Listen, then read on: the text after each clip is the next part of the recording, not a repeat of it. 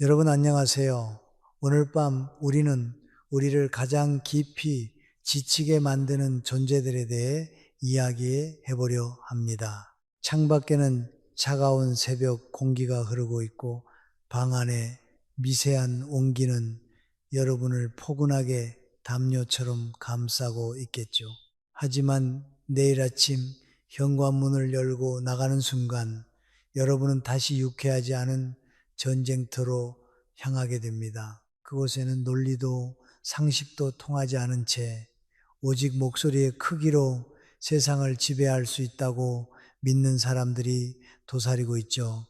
솔직히 말씀드릴까요? 우리가 오늘 이 대처법을 제대로 익히지 못한다면 여러분의 소중한 멘탈은 그들의 거친 파도 속에서 어쩌면 살아남지 못할 수도 있습니다. 그러니 편안히 자리 잡기 전에 잠시 시간을 내어 좋아요와 구독을 눌러주세요. 물론 제가 여기서 하는 작업이 정말 마음에 드실 때만요. 그리고 지금 여러분이 어디에서 이 목소리를 듣고 계신지, 그곳의 현지 시간은 몇 시인지 댓글로 남겨주세요. 자, 이제 불을 끄고 잔잔한 백색 소음을 위해 선풍기를 켜셔도 좋습니다. 오늘 밤의 여정을 함께 시작해 볼까요? 우리는 평생을 살아가며 필연적으로 두 종류의 인연을 만나게 됩니다. 하나는 곁에 있는 것만으로도 호숫가의 미풍처럼 내 마음을 편안하게 해주는 사람이고, 다른 하나는 나의 평정과 인내심을 극한까지 시험하는 사람입니다. 젊은 시절에는 그 차이를 잘 모릅니다. 그저 저 사람은 나랑 성격이 좀 안 맞네라거나 오늘 기분이 좀 안 좋은가 보다 하고 가볍게 넘어가곤 하지요. 하지만 머리칼에 서리가 내려앉고 삶의 무게를 이해하게 될수록 이 차이는 칼날처럼 분명해집니다. 어떤 사람은 따뜻한 말 한마디로 차갑게 굳은 공기를 녹이지만 어떤 사람은 독설 섞인 말 한마디로 공들여 세운 질서를 순식간에 무너뜨립니다. 조금만 자기 마음에 들지 않으면 곧장 목소리 톤을 높이고 지구가 평평하다고 주장하는 사람처럼 끝까지 자기 말만 옳다고 우기는 이를 만나면 우리는 순간적으로 길을 잃고 맙니다. 이런 무례한 존재 앞에서 대부분의 사람은 두 갈래 길 중 하나를 선택합니다. 첫 번째는 맞불입니다. 나도 입이 있고 논리가 있는데 가만히 있을 줄 아느냐며 똑같이 목소리를 높입니다. 상대의 허점을 비수처럼 파고들어 꺾어버리려 하죠. 하지만 아시다시피 늪에서 허우적거리는 사람과 싸우면 나도 진흙투성이가 될 뿐입니다. 어떤 이들은 폐활량이 곧 지능지수라고 믿는 것 같기도 한데 그들과 소리 높여 싸우는 건 마치 벽을 보고 헤드뱅잉을 하는 것과 다를 바 없습니다. 두 번째 길은 회피입니다. 똥이 무서워 피 하나 더러워 피하지라고 스스로를 위로하며 뒷걸음질 칩니다. 나는 성숙하고 교양 있는 사람이라 참는 것이라 굳게 믿으며 집으로 돌아오지만 그날 밤 침대에서는 속이 시커멓게 타들어갑니다. 이불 속에서 그때 이 말을 했어야 했는데 하고 뒤늦은 반격을 구상하는 모습은 흡사 고장난 압력 밥솥 같습니다. 김은 빠지지 않고 안에서 계속 끓어오르다 결국 주방 천장을 엉망으로 만들고 말죠. 그런데 제가 오랜 세월 수많은 인간 군상을 관찰하며 확인한 서글픈 사실이 하나 있습니다. 이 두 길은 결국 우리를 더 지치게 할 뿐이라는 것입니다. 맞불은 결국 진흙탕 싸움으로 번져 서로에게 지울 수 없는 흉터를 남깁니다. 반면 회피는 더 위험합니다. 내가 침묵하는 순간 상대는 그것을 자신의 논리에 대한 허락이나 굴복으로 착각하기 때문입니다. 인간은 한 번 넘어도 되는 선을 발견하면 그 다음부터는 그 선을 마치 제 집 안방 문턱 넘듯 쉽게 넘나듭니다. 깊은 물은 소리 없이 흐르고 얕은 물은 자갈에 부딪혀 요란하다는 옛 격언이 있지만 현실에서의 얕은 물은 조용히 있으면 자신이 깊은 바다인 줄 알고 더 큰 파도를 일으키려 듭니다. 저는 교단에서 오랜 세월 학생들을 보았고 연구실과 회의실, 심지어 평화로워야 할 가족 모임에서도 같은 장면이 반복되는 것을 지켜봤습니다. 누군가 화를 내며 밀어붙이면 상대는 본능적으로 흔들립니다. 그리고 그 흔들리는 눈동자를 포착하는 순간 밀어붙이는 사람은 아드레날린이 솟구치며 자신도 모르게 힘을 얻습니다. 이것이 바로 상호 주관적 의사소통 행위 이론에 근거한 합리적 비판의 불가능성이 실현되는 지점입니다. 쉽게 말해 상대는 대화가 아니라 정복을 하러 온 것입니다. 우리가 아무리 친절하게 에스프레소 같은 논리를 내려주어도 그들에게 그것은 내가 이 사람을 먹어치우고 있구나 라는 성공의 신호일 뿐입니다. 이때 우리가 하는 정중한 설명은 진실을 밝히는 등불이 아니라 상대의 지배 욕구를 충족시키는 맛 좋은 간식이 됩니다. 여기서 우리는 아주 기발한 혹은 사소한 잡지식 하나를 떠올려 볼 필요가 있습니다. 인간의 귀는 약 40만 가지의 소리를 구분할 수 있다고 하지만 분노에 휩싸인 사람의 뇌는 내가 틀렸다는 소리를 듣는 신경회로를 아예 차단해 버린다는 사실 말이죠. 골든 레트리버에게 미적분을 설명하는 게 차라리 빠를지도 모릅니다. 레트리버는 최소한 꼬리라도 흔들어주며 여러분을 귀여워해 줄 테니까요. 하지만 우기는 사람들은 여러분의 논리를 비웃고 여러분의 예의를 약함으로 오해합니다. 그렇다면 우리는 도대체 어떻게 해야 할까요? 저는 첫 번째로 이 사실을 뼈아프게 마음에 새기라고 말씀드립니다. 나는 지금 저 사람을 설득할 필요가 없다. 우리는 흔히 인간이 이성적인 존재이므로 논리적으로 말하면 바뀔 거라는 순진한 믿음을 가집니다. 물론 대화가 통하는 정상적인 범주의 사람들과는 충분히 조정이 가능합니다. 하지만 화를 내며 오기는 사람 앞에서 같은 전략을 쓰는 건 배가 아픈 환자에게 빨간 약을 발라주는 것과 같습니다. 처방이 완전히 틀린 것이죠. 그날 저는 한 가지 중요한 사실을 배웠습니다. 화를 내며 우기는 사람은 내용보다 주도권을 노린다는 것입니다. 말의 진위가 핵심이 아니라 지금 이 자리에 운전대를 누가 쥐고 있느냐가 그들에게는 생사만큼 중요합니다. 그들과 같은 속도로 도로를 질주하면 내가 먼저 엔진 과부하로 멈추게 됩니다. 그들의 방식으로 대화의 발을 들이는 순간 여러분은 이미 패배한 것이나 다름없습니다. 여러분의 뇌 속 편도체가 하이제킹 당해 이성적인 전두엽이 마비되기 전에 우리는 대화의 구조를 바꿔야 합니다. 세상은 책으로만 배울 수 있는 게 아니더군요. 어떤 이는 내 예의를 디딤돌 삼아 올라타려 하고 어떤 이는 내 침묵을 패배의 증거로 수집합니다. 합리적인 대화의 광장이 언제나 열려 있을 거라 믿었던 제 젊은 날의 오만은 그렇게 무너졌습니다. 하지만 괜찮습니다. 이제 우리는 싸우지 않으면서도 밀리지 않는 법, 참지 않으면서도 품격을 유지하는 어른의 기술을 배울 준비가 되었으니까요. 그 길은 화려한 미사여구에서 나오지 않습니다. 오히려 짧고 단단한 태도, 그리고 상대의 리듬에 휘말리지 않는 고요한 호흡에서 시작됩니다. 여러분이 오늘 밤 이 원칙을 가슴에 품는다면 내일은 무례한 사람 앞에서도 평정심이라는 근사한 얼굴을 가지게 될 것입니다.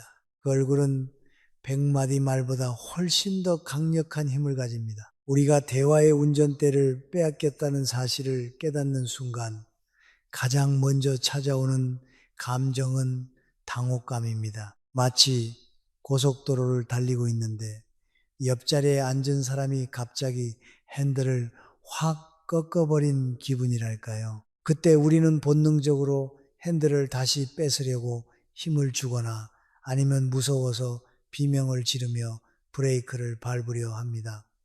하지만 노련한 운전자라면 압니다. 그럴수록 차는 더 크게 휘청거린다는 것을요. 여기서 제가 제안하는 첫 번째 비밀 병기는 바로 결정을 미루는 권리의 선언입니다.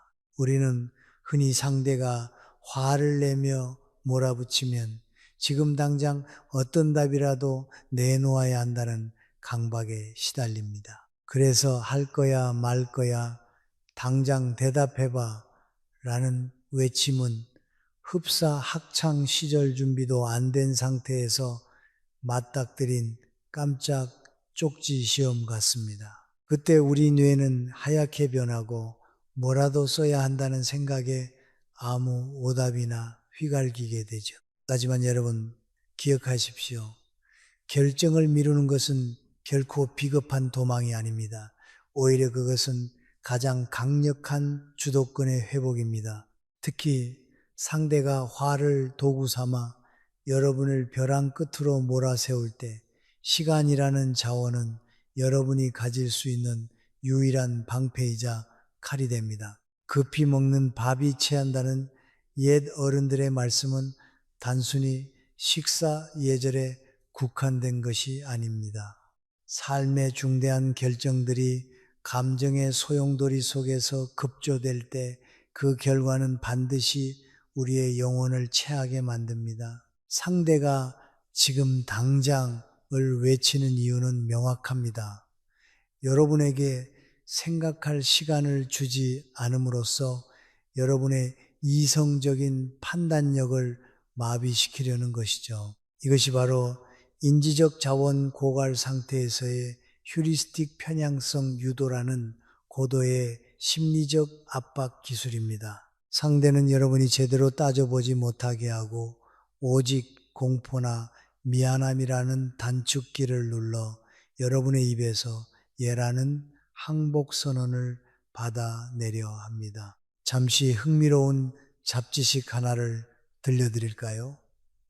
지구상의 수많은 생명체 중에서 오직 인간만이 내일이라는 추상적인 개념을 설계하고 즐길 수 있다고 합니다. 강아지에게 내일 간식 줄게라고 하면 강아지는 그저 지금 간식이 없다는 사실에 슬퍼할 뿐이지만 우리는 기다림을 통해 더 나은 결과를 만들 줄 아는 유일한 존재입니다. 그런데 왜 무례한 사람 앞에서는 이 위대한 진화의 산물을 사용하지 못하고 당장 눈앞의 불길을 끄기에만 급급할까요? 아마도 착한 사람 콤플렉스가 우리 발목을 잡고 있기 때문일 겁니다. 지금 대답하지 않으면 상대가 더 화를 낼까봐 혹은 분위기가 아주 회복불능이 될까봐 두려운 것이죠.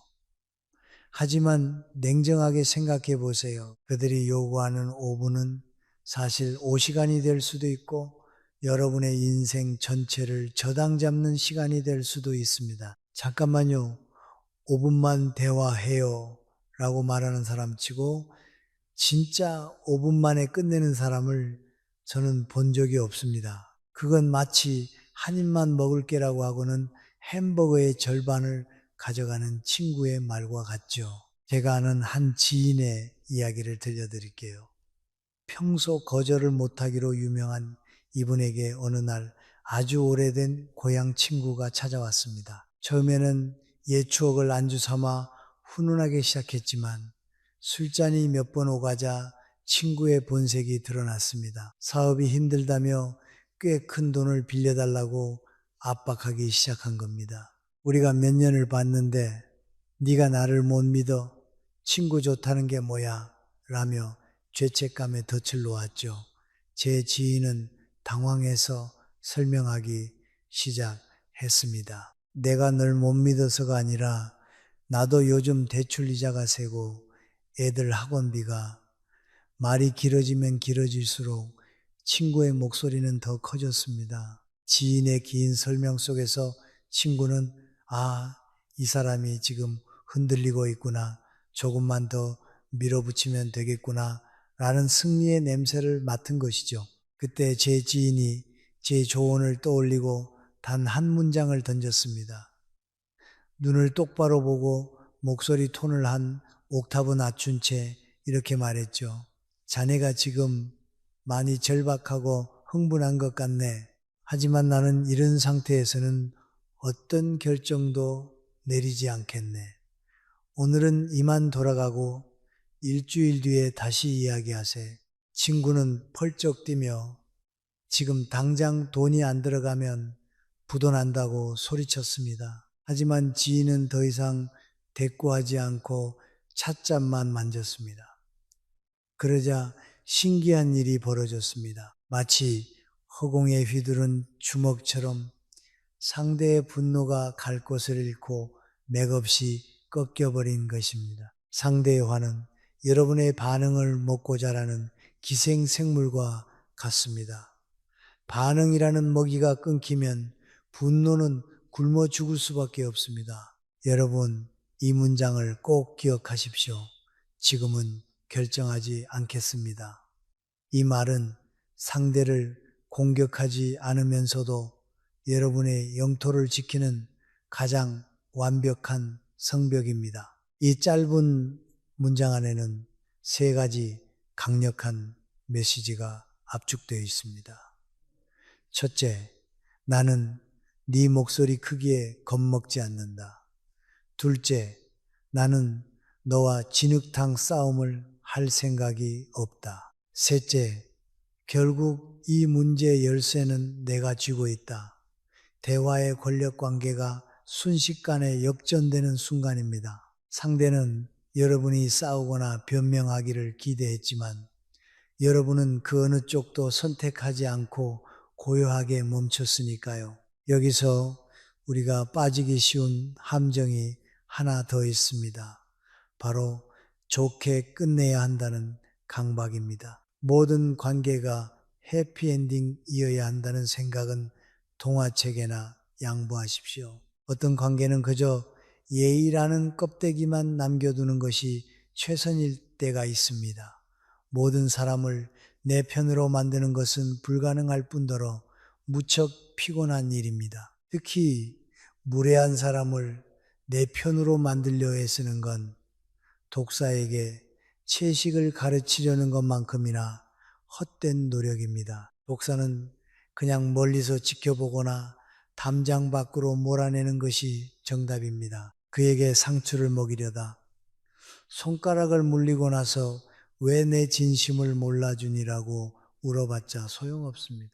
결정권을 되찾는다는 것은 단순히 대답을 미루는 행위를 넘어 내 삶의 평온을 지키기 위한 질서를 세우는 일입니다.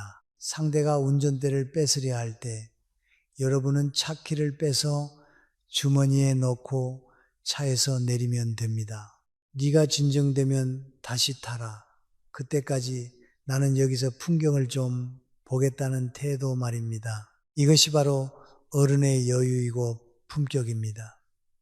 우리는 더 이상 타인의 감정 쓰레기통이 아닙니다. 상대가 던지는 무리한 요구와 날선 감정들이 여러분의 소중한 내면 세계를 헤집어 놓게 두지 마십시오.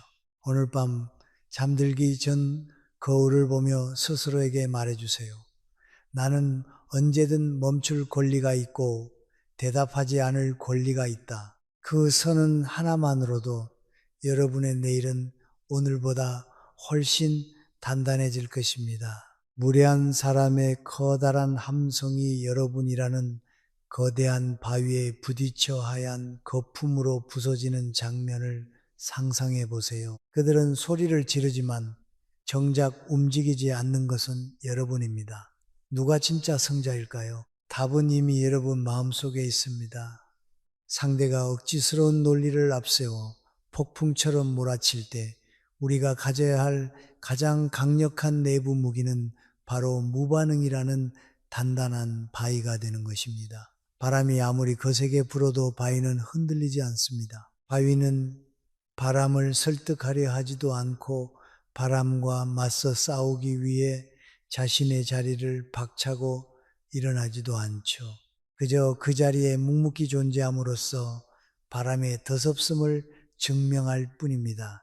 무례한 사람들의 공격성은 여러분의 반응을 연료로 삼아 불타오릅니다. 여러분이 당황하거나 화를 내거나 혹은 억울함에 눈시울을 붉히는 그 순간 상대는 자신의 공격이 성공했다는 쾌감을 느끼며 더 큰 불꽃을 일으킵니다.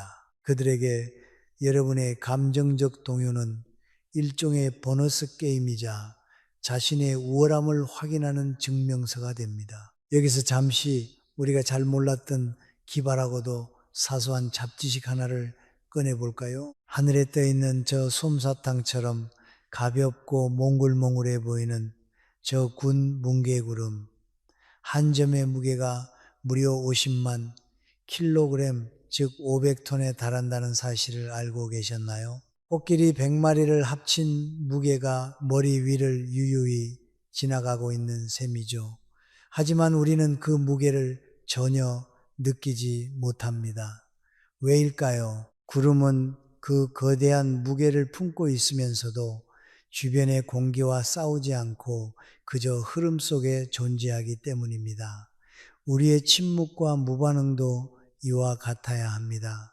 겉으로는 고요하고 가벼워 보이지만 그 안에는 상대의 어떤 도발도 흡수해 버릴 수 있는 500톤급의 단단한 무게감이 실려 있어야 한다는 뜻입니다. 심리학적 용어로 이를 상호정동 유도 (reciprocal effect induction)라고 부릅니다. 이는 한 사람의 감정 상태가 상대방에게 전이되어 유사한 감정적 반응을 끌어내는 현상을 말하죠. 무례한 사람이 화를 내는 건 여러분도 똑같이 화를 내거나 위축되기를 바라는 일종의 감정적 유도 작전입니다.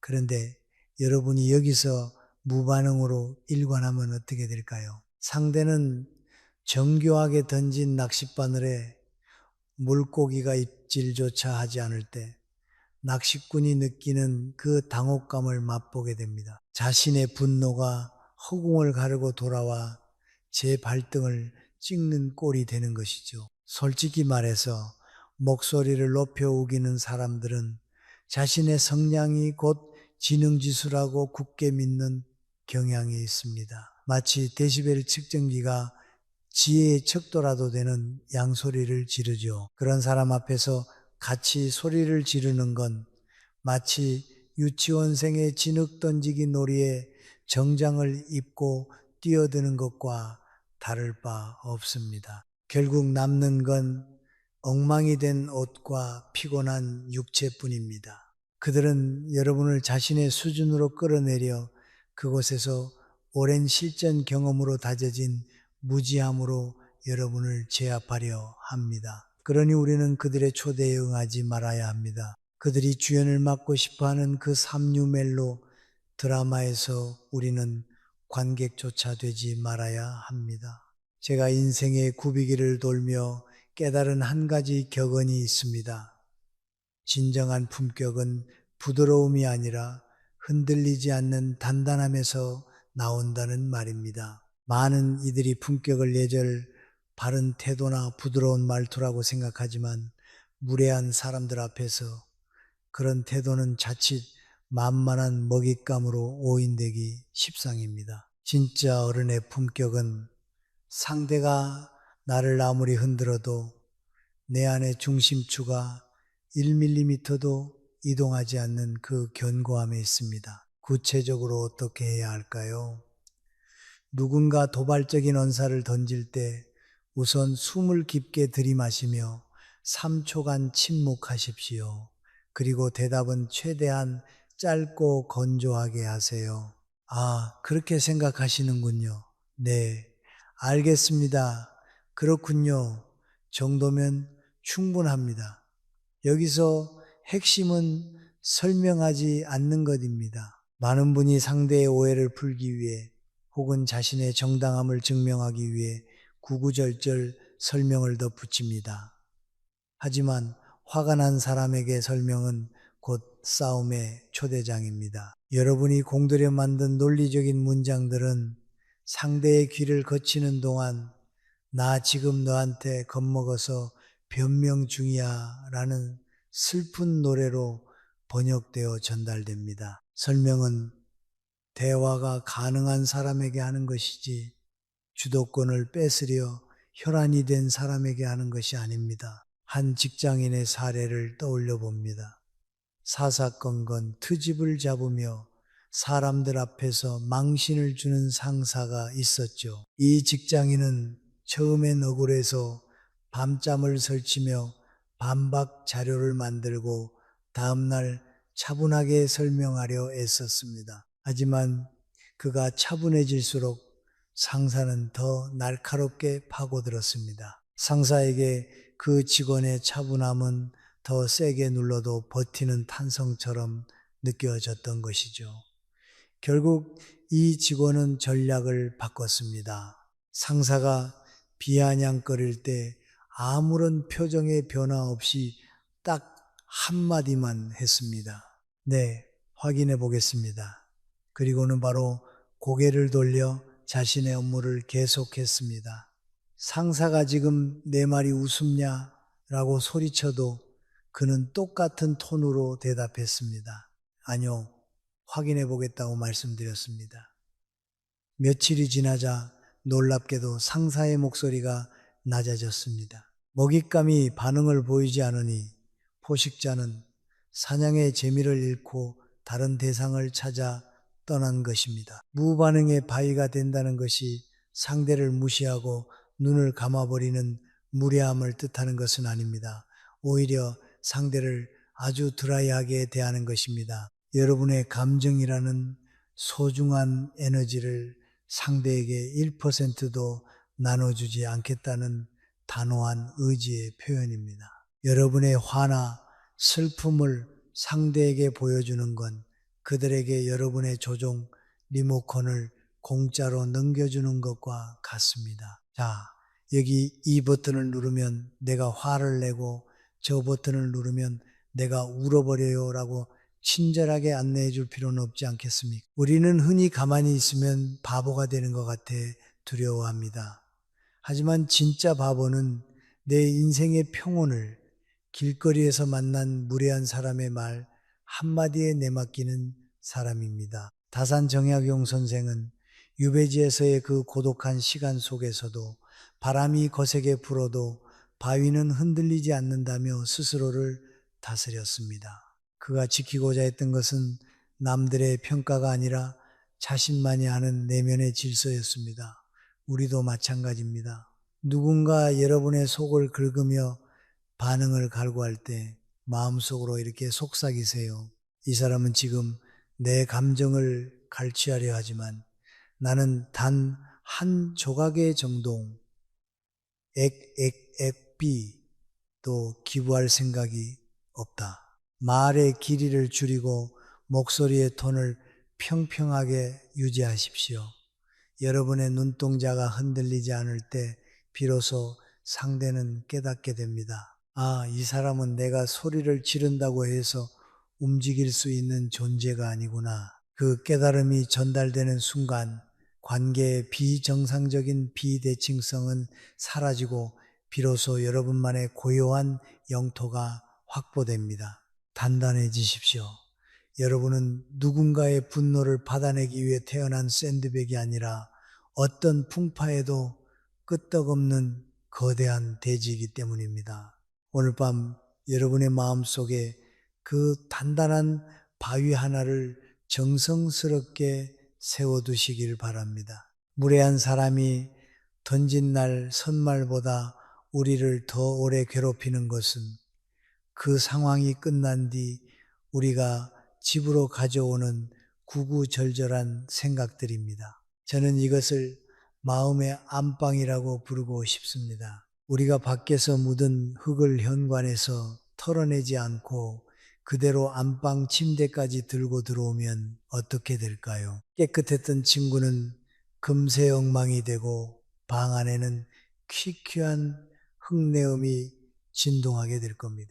누군가 뱉은 거친 말과 불쾌한 에너지를 그대로 마음의 안방으로 들여오는 행위는 이와 똑같습니다. 많은 사람이 관계에서 깊은 내상을 입는 진짜 이유는 상대의 공격이 물리적으로 강해서가 아니라 그 공격의 잔상을 내면에서 무한 반복 재생하며 곱씹기 때문입니다. 여기서 아주 기발하고 사소한 잡지식 하나를 공유해 드릴까요?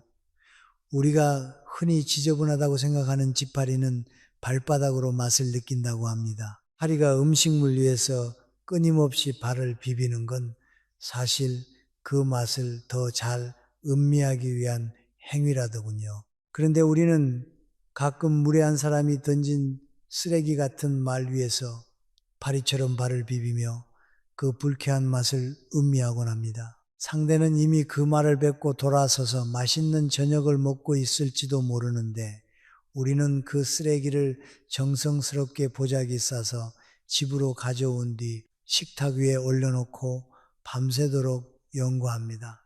저 사람은 왜 나한테 그런 말을 했을까?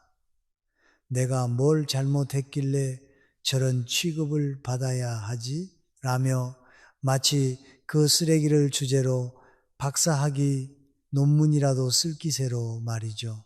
이 얼마나 억울하고 에너지가 아까운 일입니까?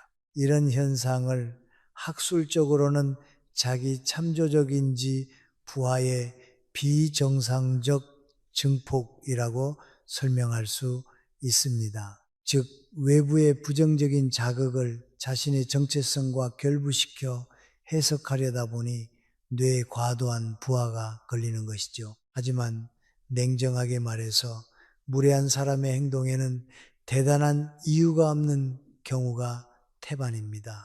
그저 목소리를 높이면 세상이 제 뜻대로 돌아가더라는 얄팍한 성공 경험이 쌓여 만들어진 저급한 습관일 뿐입니다. 습관은 고귀한 철학이 아닙니다. 그런데 우리는 그들의 천박한 습관을 마치 심오한 메시지라도 되는 양 붙잡고 씨름합니다. 여러분의 마음은 오물을 담아두기에는 너무나 맑고 귀한 공간입니다. 우리는 흔히 억울한 일을 당하면 누군가에게 하소연하고 싶어 합니다. 전화기를 들고 친한 친구에게 오늘 내가 무슨 일을 겪었는지 알아? 라며 본물 터지듯 이야기를 쏟아내죠. 그렇게 말하면 마음이 좀 가벼워질 거라 믿지만 사실은 그 반대인 경우가 많습니다. 불쾌했던 장면을 내 입으로 다시 꺼내는 순간 우리 뇌는 그 장면을 과거의 기록이 아니라 지금 일어나는 현재 사건으로 재인식합니다. 마치 최악의 영화를 굳이 감독판 무삭제 버전으로 다시 감상하며 고통받는 꼴입니다. 하소연이 반복될수록 분노의 불길은 사그라드는 게 아니라 더 활활 타오릅니다. 내가 내 입으로 상처의 불씨를 살려내는 것이죠. 제가 인생의 긴 터널을 지나며 가슴에 새긴 문장이 있습니다. 밖에서 묻은 먼지는 문 밖에서 털어야지 안방까지 들고 들어오면 내 집만 더러워진다는 말입니다. 이미 뱉어진 말은 화살과 같아 주워 담을 수 없지만 그 화살을 내 가슴에 꽂아두고 매일 만져보며 아파하는 건 순전히 나의 선택입니다. 진정한 어른의 지혜는 억울함을 풀기 위해 온 세상을 돌아다니는 기술이 아니라 그 억울함이 내 영혼의 문턱을 넘지 못하게 차단하는 기술에 있습니다. 그렇다면 마음의 안방을 지키기 위한 구체적인 수칙은 무엇일까요? 우선 불쾌한 일을 겪었을 때 즉시 누군가에게 전화를 걸어 생중계하지 마십시오. 최소한 하루만 입을 닫아보세요. 감정은 시간이라는 필터를 거치면 그 독성이 현저히 낮아집니다. 뜨거울 때 뱉는 말은 모든 상황을 비극적인 대소사시로 과장하지만 하루만 지나면 뭐 그런 이상한 사람도 있는 거지라며 담백하게 넘길 수 있는 짧은 에피소드가 됩니다. 정말 견딜 수 없을 만큼 속이 타들어간다면 사람의 귀가 아니라 종이 위에 쏟아내십시오. 글을 쓰는 행위는 내면의 소란을 객관화하는 훌륭한 도구가 됩니다. 종이는 여러분의 말을 묵묵히 받아내면서도 결코 뒤에서 수군대거나 여러분을 판단하지 않습니다. 그리고 마지막으로 마음속에서 단 한 문장으로 결론을 내려버리십시오. 그 사람은 자신의 수준을 보여주었을 뿐이고 나는 내 품격을 지켰다. 이 짧은 마침표 하나가 여러분의 밤을 지켜줄 것입니다. 우리는 남은 삶이 그리 길지 않다는 사실을 자꾸 잊어버립니다. 무례한 사람의 하찮은 도발 때문에 여러분의 평온한 저녁과 깊은 숙면을 희생하기에는 여러분의 시간이 너무나도 아깝습니다. 누군가를 이해하려고 애쓰는 것도 때로는 지독한 사치입니다. 이해는 그만한 가치가 있는 소중한 사람들에게나 쓰십시오. 무례한 사람에게는 이해 대신 분리를 선물하는 것이 옳습니다. 여러분이 무례한 사람에게 당하는 가장 큰 손해는 그 사람과 마주한 몇 분의 시간이 아닙니다. 그 후유증으로 여러분이 집에서 보내는 우울한 밤과 생각이 꼬리에 꼬리를 물며 여러분의 삶을 갉아먹는 그 지리멸렬한 시간들입니다. 그러니 오늘 밤에는 단호해지십시오. 밖에서 일어난 일은 밖에서 끝내야 합니다. 마음의 문턱에서 툭툭 털어내고 오직 여러분의 평온함만을 안방으로 들이시길 바랍니다. 평온은 누가 대신 지켜주는 것이 아니라 여러분 스스로가 영혼의 파수꾼이 되어 사수해야 하는 보물입니다. 여러분의 안방은 오늘 밤에도 평화롭고 향기롭기를 진심으로 바랍니다. 화를 내고 우기는 사람의 뒷모습을 보며 우리가 마지막까지 버리지 못하는 미련이 하나 있습니다. 저 사람도 언젠가는 자신이 잘못했다는 걸 깨닫고 나에게 사과하지 않을까 하는 일말의 기대 말이죠. 우리는 마음속 한 구석에 아주 근사한 영화의 한 장면을 정성스럽게 편집해 둡니다. 어느 노을 지는 저녁 혹은 비가 내리는 오후에 그 사람이 쑥스러운 표정으로 찾아와 그때 내가 정말 심했어 미안해 라고 말하는 장면이죠. 그 한마디만 들으면 가슴에 맺힌 웅어리가 눈 녹듯 사라질 것 같고 억울했던 시간들이 비로소 보상받을 것만 같습니다. 하지만 여러분, 오늘 밤 저는 여러분의 그 가슴 시린 기대를 아주 냉정하게 거두어 가려 합니다. 그 사과는 아마 평생 오지 않을 가능성이 99.9%에 수렴하기 때문입니다. 우리가 사과를 기다리는 이유는 우리 자신의 내면이 상식과 도덕이라는 운영체제로 작동하기 때문입니다. 잘못을 하면 미안함을 느끼고 그 미안함을 전해야 관계가 회복된다는 것이 우리의 기본 로직이죠. 하지만 무례한 사람들의 뇌는 우리와는 전혀 다른 소프트웨어로 코딩되어 있습니다. 그들의 세계관에서 자신은 언제나 그럴 수밖에 없었던 피해자이거나 정의를 구현하는 주인공입니다. 시간이 흐를수록 그들의 기억은 자기 합리화라는 강력한 필터를 거쳐 내가 그때 그렇게 해서 그나마 상황이 정리된 거야 라는 식으로 왜곡됩니다. 이것이 바로 자기 고향적 편향에 의한 인지적 항상성 유지 기제입니다. 쉽게 말해 자신의 자존감을 지키기 위해 과거의 잘못을 영웅담으로 바꿔버리는 심리적 방조 행위죠. 여기서 아주 기발하고 사소한 잡지식 하나를 들려드릴까요? 바다에는 투리토프시스 도른이라는 이름의 영생불멸 해파리가 삽니다. 이 해파리는 스트레스를 받거나 늙으면 다시 폴립 새끼 상태로 되돌아가서 삶을 처음부터 다시 시작하죠. 정말 부러운 능력이지만 무례한 사람들도 이 해파리와 비슷한 능력을 갖추고 있습니다.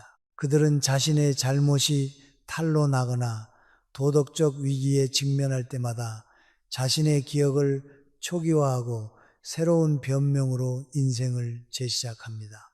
그들에게 사과를 기대하는 건 버스 정류장에서 지하철을 기다리는 것만큼이나 헛된 일입니다. 혹은 골드피쉬에게 루빅스 큐브를 풀어보라고 요구하는 것과 비슷하죠. 금붕어는 그저 입을 뻥긋거릴 뿐이고 무례한 사람은 그저 큰 소리로 더 씌울 뿐입니다. 사실 그들의 뇌 구조에서 미안함이라는 폴더는 아마 404 not found 오류 메시지만 띄우고 있을 겁니다. 그런 사람들에게 사과를 받으려 에너지를 쓰는 건 마치 와이파이도 안 터지는 깊은 동굴 속에서 신호 막대기가 올라가기를 기도하는 것과 다를 바 없습니다. 차라리 그 시간에 편의점에서 이 플러스릴 행사 제품을 고르는 게 훨씬 생산적인 일이죠. 굽은 소나무가 갑자기 쫙 펴지는 기적은 동화 속에서도 드문 일입니다. 하물며 수십 년간 고집과 무례함으로 단단해진 인간의 성정이 어느 날 갑자기 봄눈 녹듯 부드러워질 리 만무합니다. 다산 정약용 선생은 일찍이 이런 말씀을 남기셨습니다. 연못에서 물고기를 찾아야지 나무 위에서 새를 찾는 것은 어리석은 짓이다. 변하지 않을 사람에게 변화를 기대하고 사과할 줄 모르는 이에게 사과를 갈구하는 것은 자연의 순리를 거스르는 고통일 뿐입니다. 우리가 그들의 사과에 목을 매는 순간 우리 인생의 행복 버튼은 그들의 주머니 속으로 들어갑니다. 그 사람이 미안해라고 눌러줘야만 내가 웃을 수 있다면 그게 어떻게 내 인생이라고 할 수 있겠습니까? 진정한 독립은 타인의 입술에서 나오는 말이 아니라 내 안에서 스스로 내리는 결론에서 시작됩니다. 이제 우리는 아주 단단하고 근사한 독립선언을 해야 합니다. 나는 너의 사과가 더 이상 필요 없다. 이 선언은 상대를 용서하겠다는 성인군자 같은 다짐이 아닙니다. 오히려 너라는 존재가 내 기분을 좌지우지하게 두지 않겠다는 강력한 경고이자 자기 보호입니다. 상대가 사과하지 않아도 나의 가치는 훼손되지 않으며 상대가 반성하지 않아도 나의 하루는 충분히 아름다울 수 있다는 사실을 온몸으로 받아들이는 것입니다. 이것이 바로 어른이 도달할 수 있는 최고의 품격이자 무례한 자들에 대한 가장 우아한 복수입니다. 우리가 인생의 후반전에서 얻어야 할 승리는 상대를 무릎 꿇리는 것이 아닙니다. 상대가 나를 흔들려고 작정하고 달려들었음에도 불구하고 내 마음의 호수가 잔잔한 물결 하나 없이 고요함을 유지하는 것. 그것이 진짜 승리입니다. 상대를 이기려고 하면 나도 상대와 같은 수준의 괴물이 되어야 하지만 나를 지키려고 하면 나는 더 넓은 바다가 됩니다. 큰 소리 치는 사람 앞에서 저 사람은 지금 자기 안의 불안을 소리로 지우고 있구나라고 측은하게 바라볼 수 있는 여유, 그게 진짜 힘이죠. 여러분이 지금까지 살아오며 얼마나 많은 밤을 타인의 말 한마디 때문에 뒤척였는지 저는 잘 압니다. 가족이라서 혹은 오래된 친구라서 그들의 무례함을 정의라는 이름으로 포장해 넘겨왔던 그 인내의 시간들이 얼마나 무거웠을지도요. 하지만 이제는 그 배려의 방향을 여러분 자신에게로 돌리십시오. 남의 비위를 맞추느라 달아버린 여러분의 마음을 이제는 여러분이 직접 어루만져 줘야 합니다. 그래, 그동안 참 고생 많았다. 이제는 더 이상 남의 사과를 기다리며 문 밖을 서성이지 않아도 돼. 라고 스스로에게 속삭여 주세요. 우리는 남의 인정을 먹고 사는 화초가 아닙니다. 우리는 스스로 빛을 내는 별이고 어떤 거친 바람도 뚫고 나가는 단단한 바위입니다. 오늘 밤 여러분의 마음속에 저장되어 있던 그 사람의 사과 장면을 시원하게 삭제해 버리세요. 휴지통 비우기까지 완벽하게 말이죠. 그 빈자리에 여러분이 좋아하는 음악, 사랑하는 사람들의 웃음소리, 그리고 무엇보다 소중한 여러분, 자신의 평온함을 채워 넣으시길 바랍니다. 하인의 무례함은 그들의 몫으로 남겨두고 여러분은 여러분의 빛나는 밤을 온전히 누리십시오. 여러분은 그럴 자격이 충분하니까요. 이제 이야기의 템포를 조금 늦춰보려 합니다.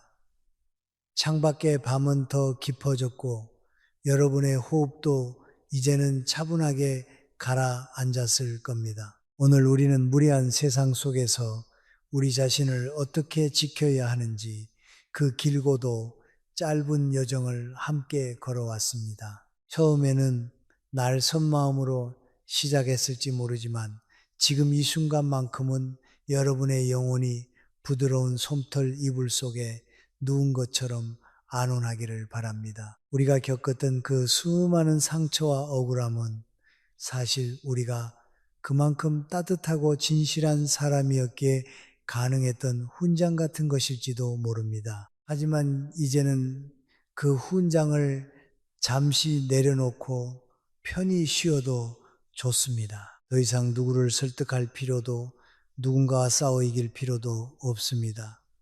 내일 아침 눈을 떴을 때 여러분의 마음 안방은 밤새 내린 눈처럼 깨끗하고 고요할 것입니다. 누군가 다시 여러분의 문을 두드려 무례함을 던지려 한다면 이제 여러분은 빙그레 웃으며 문을 닫는 법을 압니다. 그 미소는 그 어떤 방패보다 단단하고 그 침묵은 그 어떤 함성보다 장엄할 것입니다.